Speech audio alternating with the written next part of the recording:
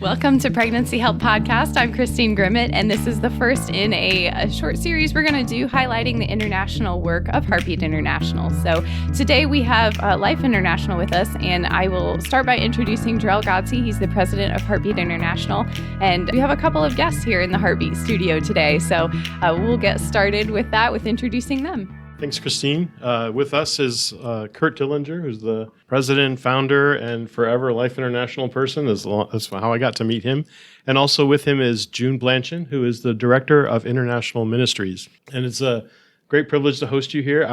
Ellen Fell is our own international program specialist at Heartbeat, and we've just been catching up on some good things and grateful that we could pull them in for this quick podcast about this international effort. Now, one of the things I learned from you, Kurt, and there are many things I've learned, but one of them that I've learned and echoed is really this very powerful way that you represent this. You describe this as the international or global mission field created by abortion. Yes, and really it's the Father who has continued to teach us. And I think Heartbeat International for many, many years has responded to that calling. And at Life International, we're trying to do the same. And the Father really does have a heart for this issue. And when we can understand his heart for this, then that compels us to move forward into the globe, because he is a God of the nations. Mm-hmm. He cares about every single people group, every tribe, every nation. And this is not a boring opportunity. We have tremendous opportunity to get to know people, learn about their cultures, and then bring this life message into it. And it's a joy for us to be here at Heartbeat International, just to be talking about how we can see the Father moving us together into this global mission field created by abortion. Which connects it to the Great Commission. Well, it's both the Great Commission, and also I quickly go to the very beginning of Acts, where it talks about really representing in Jerusalem, Judea, and all the remotest parts of the earth, right? It's all of the above. Yeah, absolutely. And I love the idea, the concept of building a strong home base. And that's what Heartbeat International has done excellently, and building a home base here in the U.S. Because when you have a strong home base, you have a much more effective outreach to the rest of the world. And I believe what God has given us here in the United States is deeply needed by the rest of the world. And what we offer is, I think, a solution to so many issues out there as it relates to the value of human life in many, many different expressions. And so, and then, of course, the gospel, which is the life giver is the Lord Jesus. And as we are called to be imitators of him, how do we do that effectively as we go into every single nation? And to me, it's exciting. It's also an honor to have the Father call us to join him in this redemptive work around the world. It's an amazing opportunity. And so we invite all of the listeners who are thinking about this to consider, what is the Father saying to you, first and foremost? Do you really understand his heart for this issue? And then from that place, start following him as he leads you into these different opportunities around the world. When you're calling really to evaluate where can I go and proclaim this message. Now, most of the people that are listening to this podcast really have felt that call. They felt it locally. They felt it in their own community because they know that the need is there.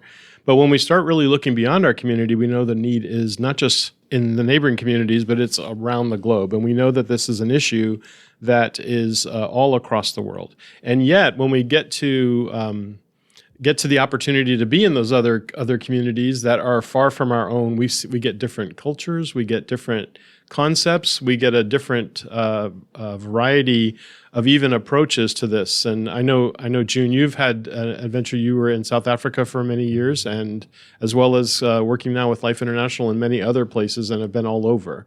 And you've run into this dynamic of how it happens and how this issue plays out, not just for the gospel, but for that local culture or community. Yes, indeed. And with COVID, so many changes were happening so quickly. And while we in the USA saw things happening one way, within different countries and cultures, it was unraveling in different ways.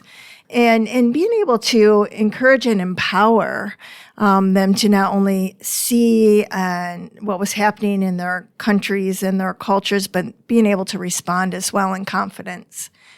Yeah. And you saw that both as a ministry leader in your own right while in South Africa, but now with your role at Life International, you've been to had the adventure of traveling into many different nations and run into different adventures regarding COVID and travel, which weren't around as obviously before all of that happened, but have really, it was difficult before, and it's sometimes it feels darn near impossible to get it done. And yet you continue to kind of forge ahead and look for those opportunities. Yeah, that's very true.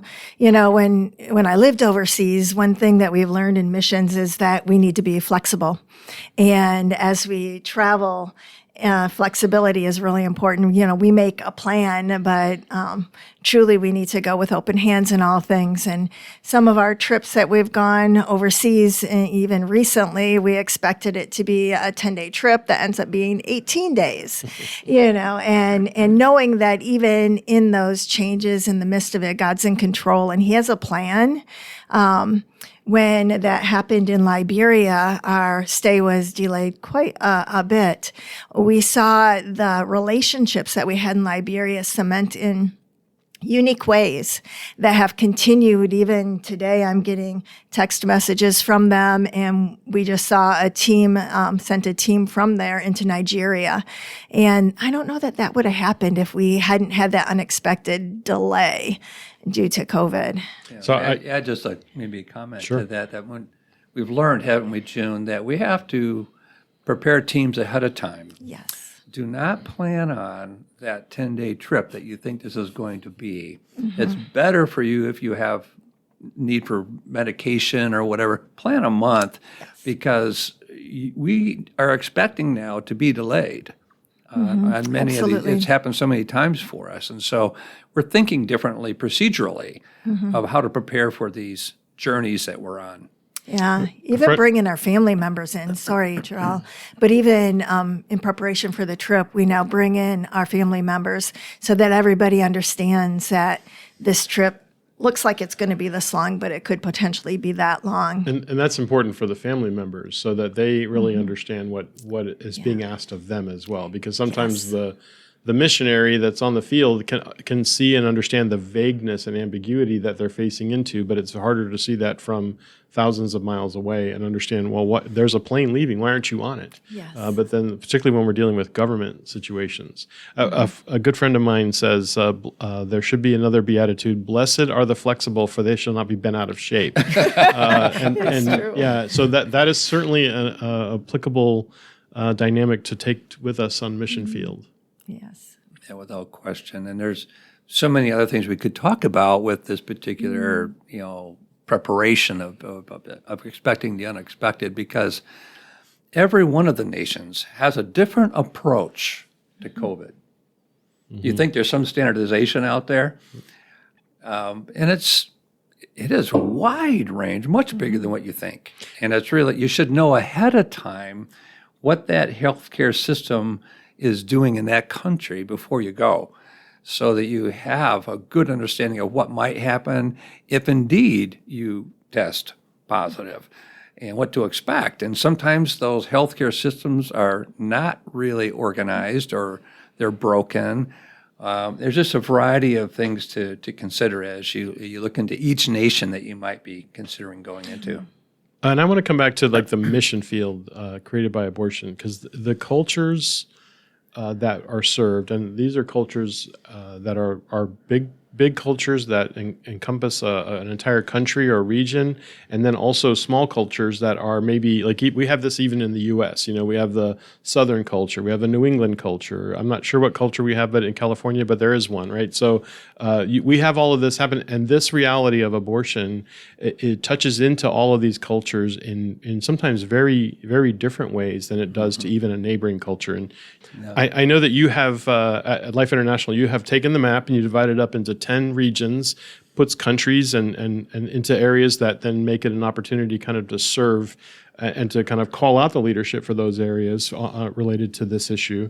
But those are very different dynamics when you're dealing, for instance, in Central Asia, or you're in Oceania, and you're in Latin America. And so can you speak to some of those differences as to the culture of life or lack thereof that you find in those areas? Wow, that's a huge subject, Jarrell. I know, we only have 10 minutes. The devaluing of human life and all the different ways that that's being expressed and around the world. We're always being surprised by that. But that's a question that you really ask of those that you gather together. You really start there. Is that right? You ask them that question. That's our beginning point, where we would gather a group of leaders together from a region. And that might be 2 or 3, or maybe sometimes a half a dozen countries that come together for a meeting. And so we identify clearly what is the sanctity of human life. And then we talk about what are the violations of the sanctity of human life in your region. And they're the ones that define those things. They clarify those things. And that's where we are learning a ton about them. And then, what's being done about that, what's not being done about that, what would they like to have done about that, and then do they want help? Would they like someone to come alongside them? And so we're not going into a country blind on this. We have a good understanding before we go into the country, what are the needs as they have defined them, and then can we actually come alongside and help them with those things? And the way that the human life is being devalued around the world takes on different expressions in different regions of the globe. And some underdeveloped countries have a whole different way of expressing that than maybe some of the developed world. And it gets more sophisticated in some parts of the world. And so we have to always be students, learning what is happening. And anybody who's considering going overseas into a country, I would hope would have the attitude of being a student, be a learner, first and foremost. Because we might think we come in with all the answers, but you're going to be surprised. And so there are very, very smart, brilliant people around the world who just need some partnership, just need someone to come alongside them. And together we can find a way to address these issues. And that's actually a very, for me, a fun process, just to learn how to work together and to express these things together. So you walk with this principle of life, of the sanctity of life, but really what you're learning is kind of the practical application or the practical abuses that are happening in those areas from those people that are on the ground, because it manifests differently based upon their governments, upon some of their heritage, their legacy, things that come, I've seen some evidence in my travels of that being different than what we experience in the U.S. in particular. Yeah. So in June, you've been working with leaders now all around the globe. What is something that has surprised you? I think in regards to abortion, one of the biggest things that surprised me is the lack of awareness that it's even happening in some areas, some countries, and the ease of getting it even in areas that abortion is illegal. So if you go on the web, you can, even in countries where abortion is illegal, access abortion pills. Pastors, many leaders, mostly the men, believe that abortion isn't an issue, yet if you go to the women, you know that they have what they might call muti, their own medicine to take care of things, to keep people happy. And so there's so many things happening underground that when awareness is brought up and truth is brought to light, it is just amazing to see the transformation that happens and the unity that it brings amongst husbands and wives, amongst church members, amongst everybody. And you're primarily talking to believers or pastors or Yes. shepherds or missionaries. So you're talking to people who have a deep faith in Christ to begin with. Correct. And it's among them that you find that this lack of knowledge or lack of awareness of how impacting abortion is in their own culture. Is that correct? Yes, absolutely. I remember talking to some church leaders in Africa, and they did not understand that anything was wrong with that. And they said, well, our government says that we can have an abortion, and so they wouldn't allow us to do something that would be harmful or hurtful to us, would they? And so they completely embraced what the government, the culture, the tradition said, thinking that that was in alignment with Scripture, because no one had ever shown them truth through that. And that's one thing that you guys bring in really is that Yes. sanctity of life value to the church, to those that are leading either church plants or part of a church network that's in that culture or community. And then you work particularly with pastors, is that correct? That's our primary. That's our starting point, and it's really we're very intentional to try to reach the shepherds around the world and help them line their hearts up with the Father's heart for life. And when that occurs, many of these realities come into focus for them at that point.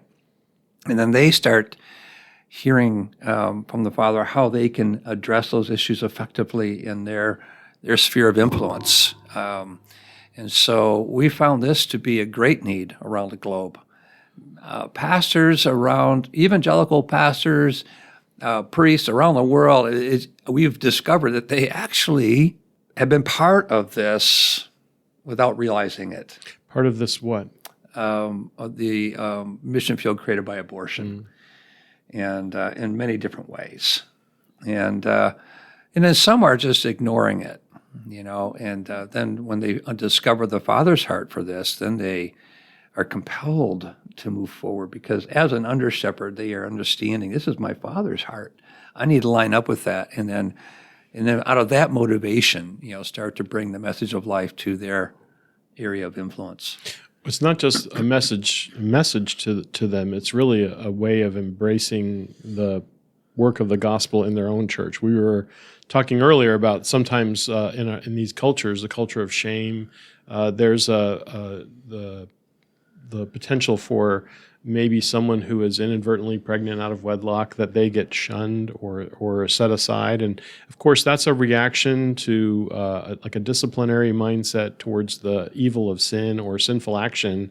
But that's not the Father's heart. And that's one of the messages that you carry into these cultures. It can transform a whole community when you start to express the Father's heart towards those who have been shunned, those who become a reason for shame for a family system or for a church. And it also, interestingly enough, it ripples into other pieces of dehumanization, which would be maybe that disabled person that has brought a lot of shame to a family, and so they put them in the back closet and they never are exposed to the rest of the community. How does the Father love that person? And should the church love that person? So it starts with that preborn person, and that's our main target, helping understand the value of human life there. But then there is this ripple effect, too, on valuing human life in many other ways. So we see that really, someone has said pregnancy is not a sin.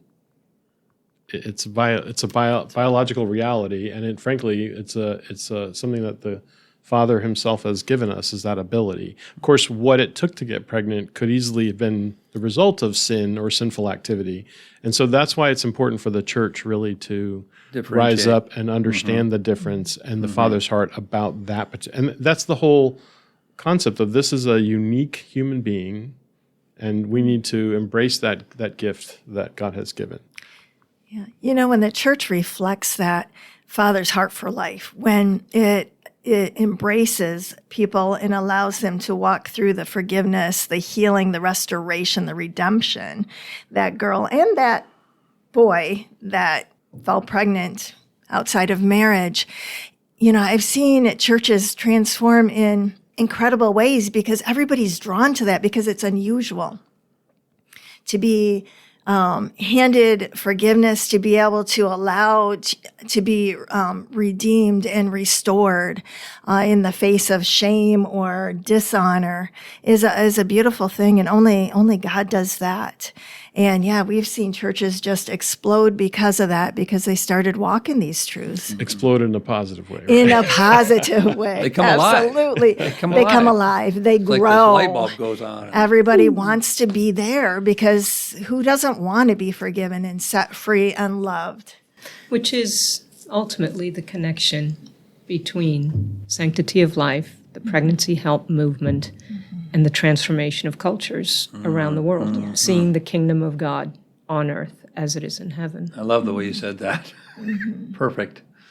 Yeah, that's exactly right. Well, unfortunately, the other side of this issue is working as hard, if not harder, in many ways, to continue to degrade really the sanctity of life, and in favor of either ideology or profiteering or all of the above, or just frankly echoing the sin of the enemy of our souls. And this is happening all over the world. It's happening many times with the help of the government or even the work of the government. But it's also happening with companies. And we know chemical abortion has been something that's been rising. I know across Europe, which is considered, those are so-called developed countries. And yet, in our own exposure to chemical abortion being a rising reality in the U.S., I did a quick look at the European numbers. And while we are staggered by the fact that 54% of the abortions in 2020, this is Guttmacher's own information, 54% were chemical abortions in 2020. But in places like in Denmark, in Sweden, in Switzerland, these are in the Scandinavian countries in particular, they have percentages of chemical abortions as high as 90%. And that's partly due because they've actually controlled the number of abortions to be under 12 weeks or under 14 weeks. They've kind of kept that low, but they're advancing chemical abortion in a big way. And that now is really pushing into our own country here in the U.S. and in places where it wasn't as common before, like you said earlier, June, where the abortions aren't necessarily legal. Mm-hmm. Doesn't mean that they're not happening. Right. Yes. June, you just had, you were in South Africa, and you probably observed how people were obtaining access, to abortion just through the pharmacies.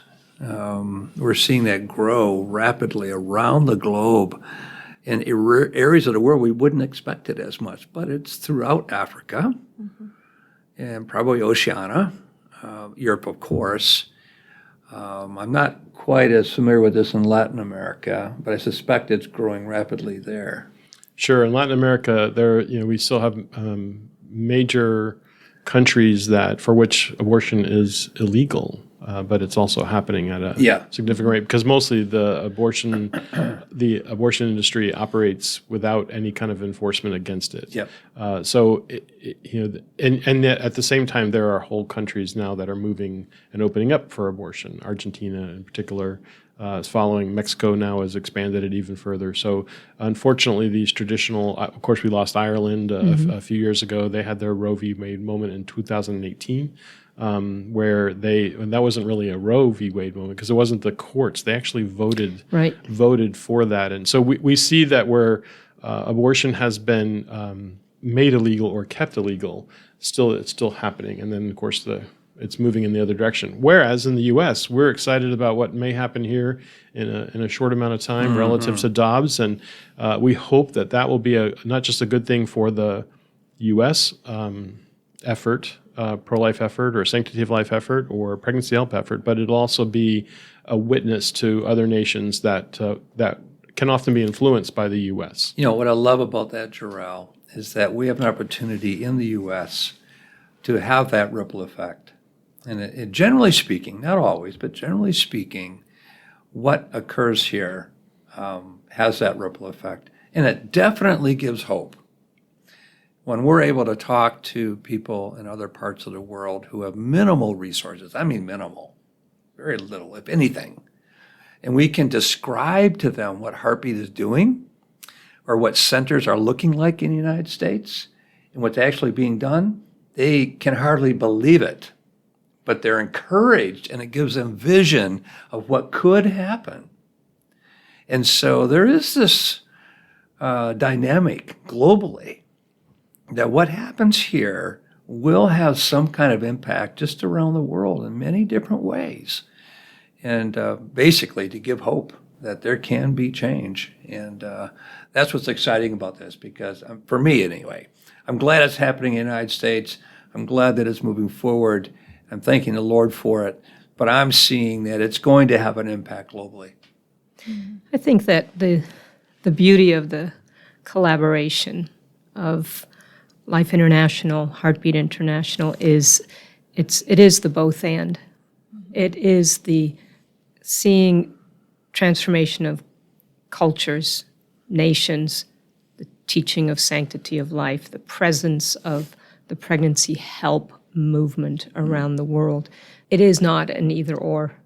It truly is the both and. Yes. Yeah, I love that. And so thank you. Yeah, you're welcome, Ellen. It's so good to hear that, because I think the Father is forming something that we all can be part of. And that's the beauty.